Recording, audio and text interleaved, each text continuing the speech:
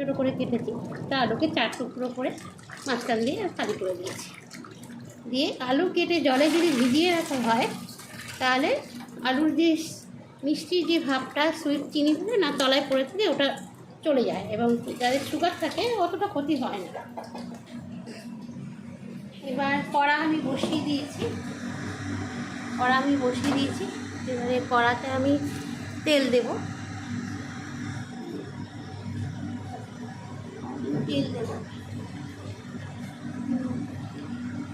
কড়াতে আমি সরষের তেল দিলাম।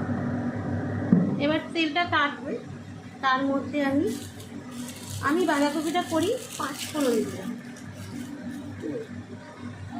লঙ্কা কাঁচা লঙ্কা দিলাম, যাতে ওই আগের মতোই সেটা বানাবে। নুন আর হলুদ দেবো, যেহেতু লঙ্কাটা দিলাম, কাঁচা লঙ্কা দিলাম এর মধ্যে। আর এবার একটু হলুদ দিয়ে দেবো, যে লঙ্কাগুলো ফুটে গায়ে লাগবে। এবার একটু আমি এই হলুদটা দিয়ে দিলাম। এবার এর মধ্যে আমি একটা তেজপাতা দেব, টুকরো টুকরো করে তেজপাতা আমি দিয়ে দিলাম। এবারে আমি এর মধ্যে দেবো সামান্য একটু দিয়ে দিলাম, এর মধ্যে সামান্য একটুখানি দিয়ে দিলাম, আর একটু 5 ফোড়ন দেবো, তাহলে আমি বাঁধাকপিটা 5 ফোড়ন দিয়ে করি। এই একটু 5 ফোড়ন দিয়ে দিলাম। আর এটা বেশ ফোড়নটা একটু পোড়া পোড়া হবে, মানে একটু ভাজা ভাজা টাইপের এসে যাবে। তখন আমি বাঁধাকপি, নিরামিষ বাঁধাকপি করলে এই যে তখন আমি ক্যাপসিকামটা বেশি করে কেটেছিলাম, ক্যাপসিকামটা ধুয়েই কেটেছিলাম। এবার এর মধ্যে আমি ক্যাপসিকামটা দেবো। ফোড়নটা যেই একটু পোড়া পোড়া, যে গন্ধ একটা সুন্দর স্মেল ছাড়বে। এবার এর মধ্যে আমি ক্যাপসিকামটা দিয়ে দেবো, নিয়েছে হয়ে যাবে।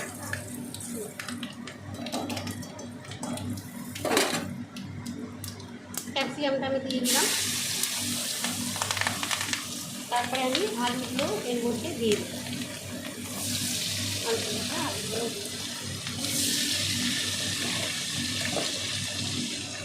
দিয়ে দিলাম। আলুগুলো বেশ ভালো করে কিন্তু নেড়ে চেড়ে ভাজা ভাজা হবে। তারপরে আমি কড়াইশুঁটিটাও দেবো না এখন, এই যে কড়াইশুঁটি রেখে নিয়েছি, কড়াইশুঁটিটা দেবো। কড়াইশুঁটিটা এখন দেবো না, কারণ চিপকে গায়ের মধ্যে পড়বে তেলের মধ্যে দিয়ে। যেহেতু আলুটা একটু ভাজা ভাজা হয়ে যাবে, তারপরে বাঁধাকপি আর কড়াইশুঁটি একসাথে দিয়ে দেবো, এটা ভাজা হবে।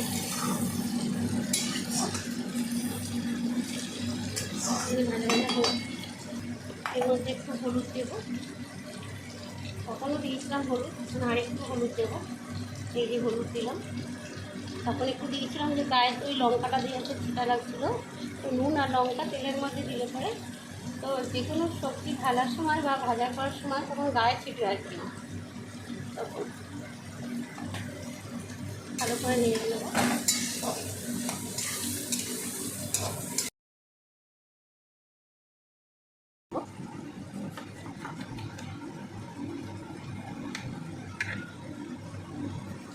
টমেটোটাও ছোটো ছোটো করে কেটে দেবো, যাতে ওর সাথে মিশে যায়।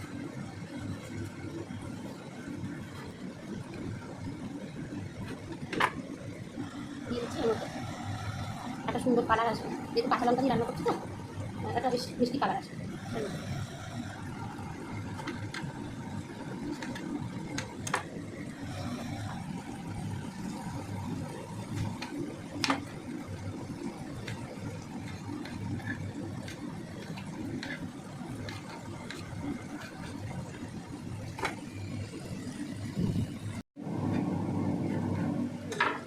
এবার এর মধ্যে আমি দিয়ে দেবো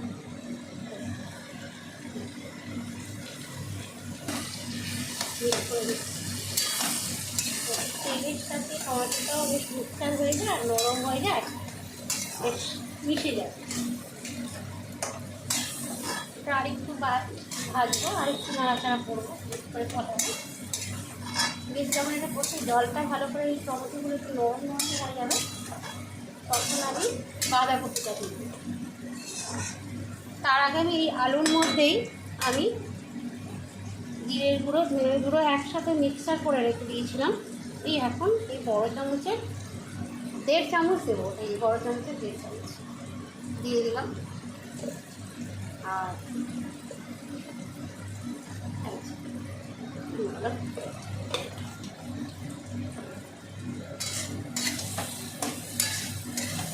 গ্যাসটা একটু মিডিয়ামেই রাখি, তাহলে পুড়ে যাবে মশলাটা। একটু কষিয়ে নিই মশলাটা, এর মধ্যে আমি আদা যেতে করবো। আদাটা আমি যেহেতু নিরামিষ তরকারি তো, বাঁধাকপি বাঁধাকপিতে একটু কেমন একটু স্মেল আছে, ওই জন্য এই এতটাই আমি আদা দেবো, আদা দেবো। এই আদাটাকে আমি থেতো করে দেবো।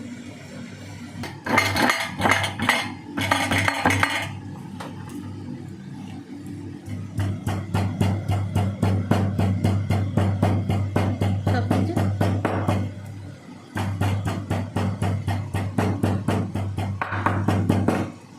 দিয়ে দিলাম, আর একটু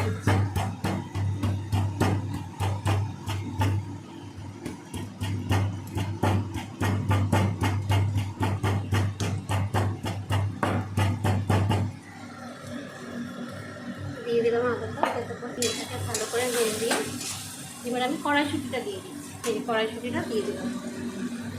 যেহেতু এখন মশলা দিয়েছি, টমেটোটা দিয়েছি, যেহেতু এটা একটা মাখা মাখা মতন হয়ে যাচ্ছে, এখন আর কড়াইশুঁটিটা গায়ের মধ্যে চিপকাবে না।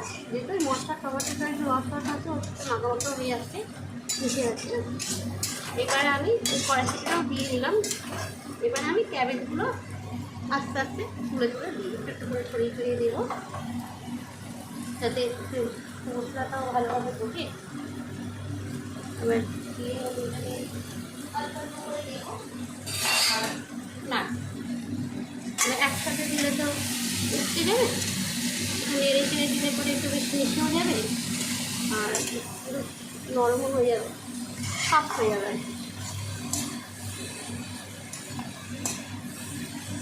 একটু করে নাড়বো,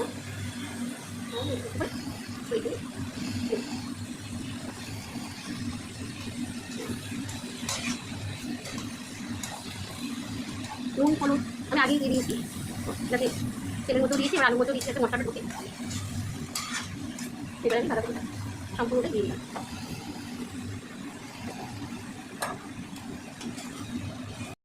আপনারা যদি একসাথে যদি না পারেন দিতে, তাহলে আপনারা অল্প অল্প করে দেবেন, একটু সময় লাগবে, তাতে কী হবে জিনিসটা আরও ভালো করে মিশবে, বেশ মানে ক্যাবেজটাও বেশ মিশে যাবে, মশলাগুলো মিশে যাবে।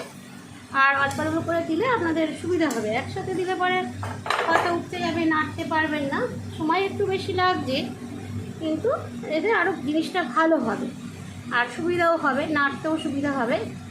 এই আমি সবটাই একটু একটু করে নেড়ে নেড়ে এই যে দেখি না, আমি এইভাবেই করি। আর যখন তাড়াহুড়ো থাকে তখন একসাথেই দিয়ে দিই, আমার অসুবিধা হয় না, দিয়ে একটু চাপা দিয়ে দিলাম, তারপরে ওটা আস্তে ভাবে হয়ে গেলে তখন করে দিই। এখন যেহেতু করছি একটু নিরামিষ রান্না, একটু ভালো করে বেশ কষি কষি করলে পরে জিনিসটা আরও মশলাগুলো ঢুকবে আর খেতে ভালো লাগবে। এই হয়ে গেল আমার। এবার এটাকে আমি নেড়ে দিলাম, দিয়ে এটাকে আমি ভালো করে ঢেকে দেবো, গ্যাসটা সিম করে দেবো।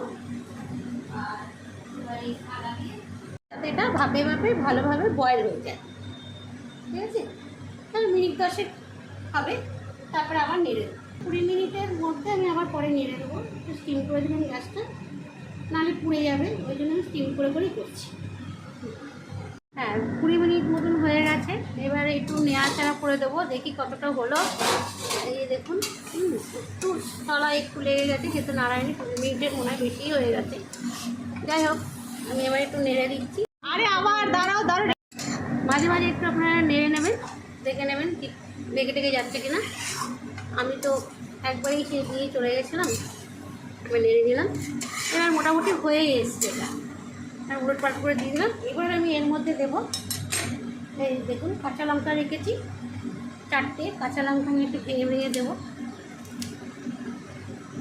ভেঙে ভেঙে দিয়ে দিলাম।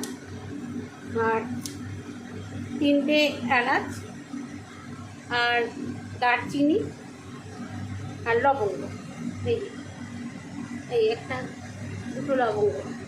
এবার এগুলোকে আমি থেতো করে এর মধ্যে দিয়ে দেবো, থেতো করে দিয়ে দেবো, ভালো করেই থেতো করে দেবো একটু বেশ যাতে মিশে যায়।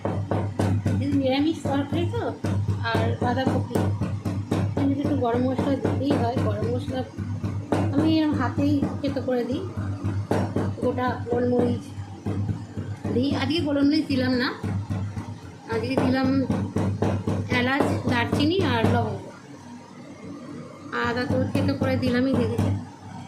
এবার আমি এটাকে ভালো করে ছড়িয়ে দিলাম এর মধ্যে দিয়ে এটাকে ভালো করে একটু নেড়ে দেবো। আপনার যদি নাও থাকে এগুলো পারছেন না, তাহলে আপনি মানে গরম মশলাও ব্যবহার করতে পারেন গুঁড়ো, ঠিক আছে। এবার আমি এটাকে ভালো করে নেড়ে দিলাম, দেখুন মোটামুটি হয়েই গেছে। হ্যাঁ, আর একটু চাপা দিয়ে রেখে দিলে একটু মাখা মাখা হয়ে যাবে।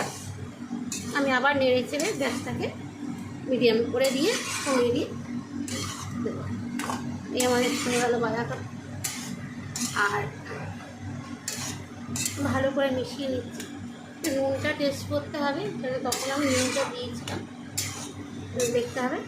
মিষ্টিটা দেবো এর মধ্যে একটু, নিরামিষ তরকারিতে একটু মিষ্টি না হলে ভালো লাগে না।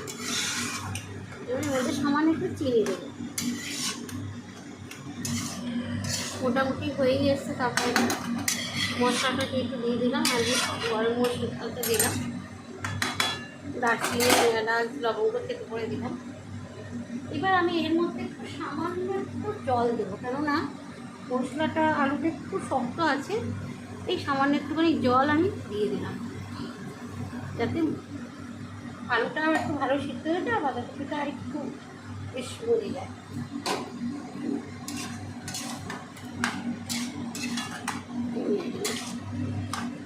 এর মধ্যে আমি একটু চিনি দেবো, সামান্য একটু চিনি দিয়ে দেবো। এতটা দিলাম, এই এক চামচের একটু কমে দিলাম, ছড়িয়ে দিলাম। না আলু এখন তো একটু মিষ্টি হয়, আর দেবো না, ঘি দিয়ে দেবো। এখন দেবো না, যখন একবার হয়ে যাবে তখন দেবো। এই এখন নেড়ে চেড়ে মিশিয়ে দিলাম। আলুটা প্রায় সিদ্ধ হয়ে গেছে, একদমই গলে গেছে। আর একটু হলে তার বাঁধাকপির সাথে ক্যাবেজের সাথে মিশে যাবে। এইভাবে মাঝে মাঝে একটু এসে নেড়ে দেবেন। আপনারা যদি সময় দেবেন একটু আপনারা মাঝে মাঝে নেড়ে দেবেন, যাতে ধরে না যায়। আপনারা একটু মাঝে মাঝে দেখবেন। হয়ে গেল।